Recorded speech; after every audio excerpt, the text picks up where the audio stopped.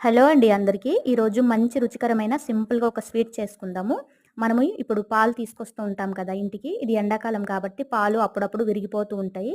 అలాంటప్పుడు అందులో ఎక్స్‌ట్రా వచ్చే వాటర్ మొత్తం పడేసి, ఏదైతే జున్ను ఉంటుందో ఆ జున్ను మాత్రమే పొయ్యి మీద పెట్టేసి, గ్యాస్ మీడియంలో పెట్టేసి ఇలా కలుపుతూ ఉండాలి. కలిపేటప్పుడు కొంచెం నురగ అనేది వస్తుంది. ఆ నురగ లాంటిది తీసి పడేయాలి.